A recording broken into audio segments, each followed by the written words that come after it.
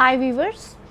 आज मैं आपके सामने फिर से नेट की एक सीरीज़ है माटी की मूर्तें श्री राम वृक्ष में बेनीपुरी की। आपको पता ही है कि माटी की मूर्तें सोने की मूर्तें हैं और ये सोने की मूर्तें हैं तभी तो इनके संस्मरण में आई हैं और ये नेट का सिलेबस में भी है आपके।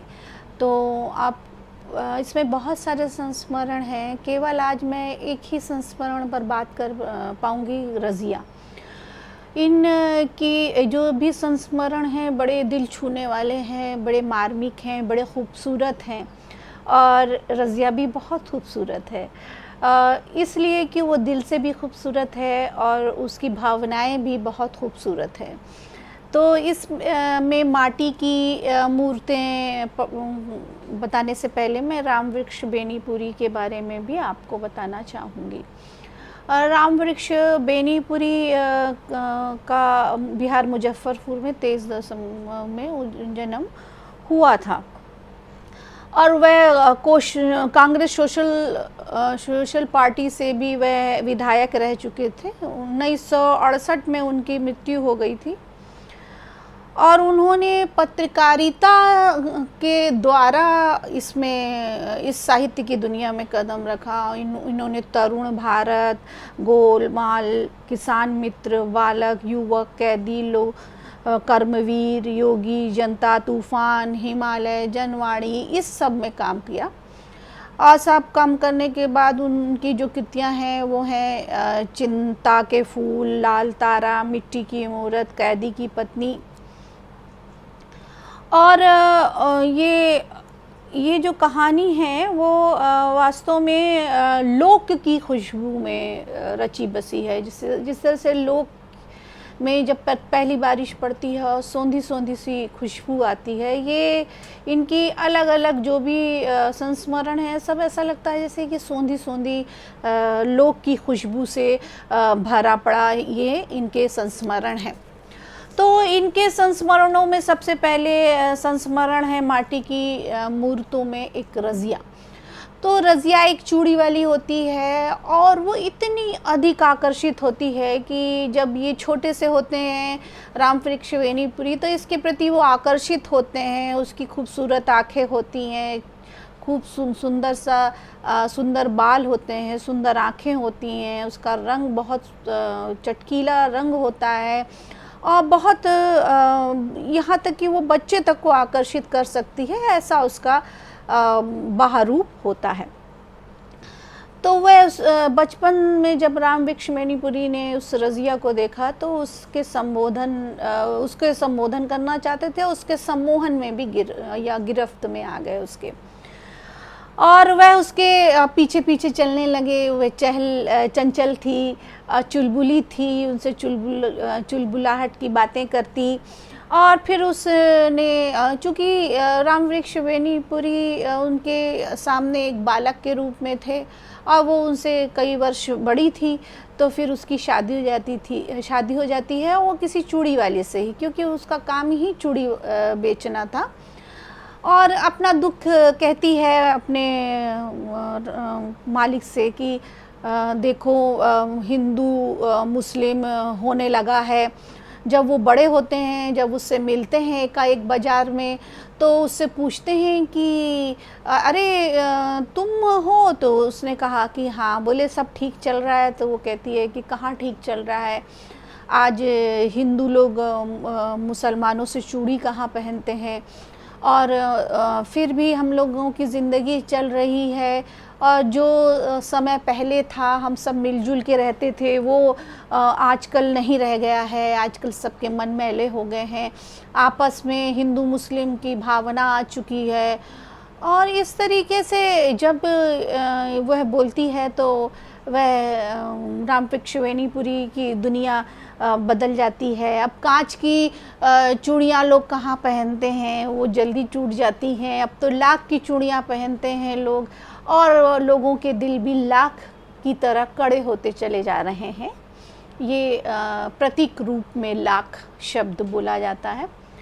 फिर इसके बाद हिंदू मुसलमानों के काम अब काम नहीं रह गए थे, अब जात से काम जाने लगे थे। और जिससे भी काम कराना पड़ता था पहले उसकी जाति पूछी जाती थी।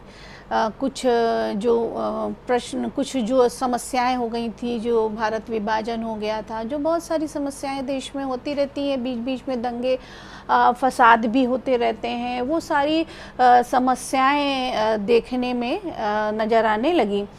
और उसके बारे में कि रजिया हवा हल्ला गाड़ी थी, हवा गाड़ी थी, हवे की तरह आती है, हवे की तरह चली जाती है, श्रृंखल हंसी हंसती है, खुश रहती है, सबको खुश रखना जानती है, ठिठोली करती है, चुगलबाजी करती है, चंचल रहती है। और वो क्या कहते हैं, बहुत अधिक लोगों को ज़िंदगी से भरी रज़िया आकर्षित करती है। अब इसमें बीच में राजनीति आती है। अब वो जो नायक होते हैं वो चाहते हैं कि भाई मैं चुनाव लड़ूं, तो वह गांव जाते हैं और गांव जाकर देखते हैं कि रज़िया एकदम युवावस्था में उनकी तरफ दौड़ी चली आ रही है। वो बड़ा आश्चर्यचकित होते हैं कि ये भला अब तो ये बहुत जर्जर बूढ़ी हो चुकी होगी रज़िया, ये कौन आ रहा है मेरे पास। तो वो उसकी पोती होती है और पोती से अपने हर समय अपने मालिक की बात किया करती थी और बचपन से उनका आकर्षण के बारे में बात किया करती थी।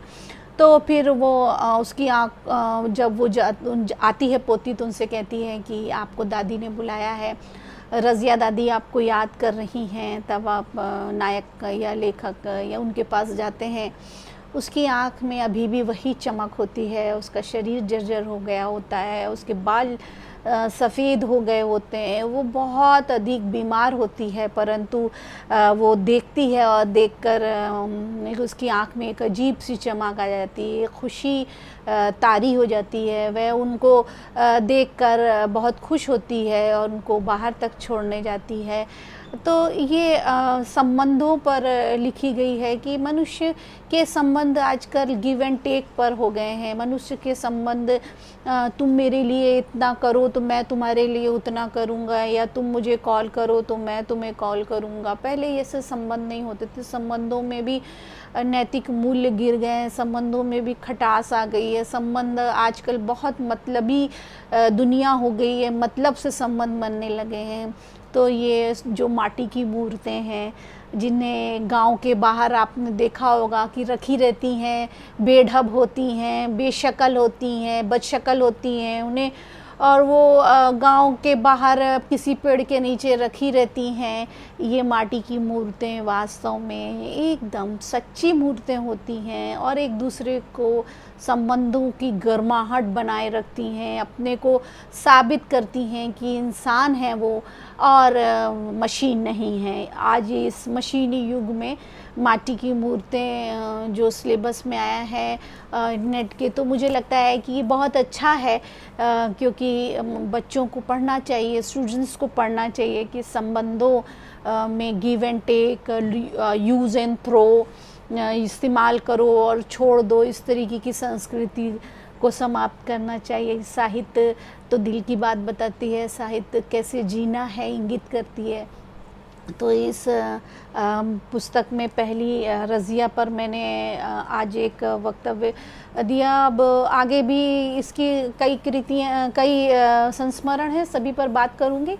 अगर आपको ये रज़िया पसंद आई और ये किताब की पहले संस्मरण का वक्तव्य पसंद आया तो आप थम्स अप ज़रूर दीजिएगा और लाइक करिएगा, शेयर करिएगा। आगे भी मैं इसी तरीके से रोचक और ज्ञानवर्धक वीडियो नेट के सिलेबस से मैं लाती रहूँगी। Thank you very much viewers, thank you.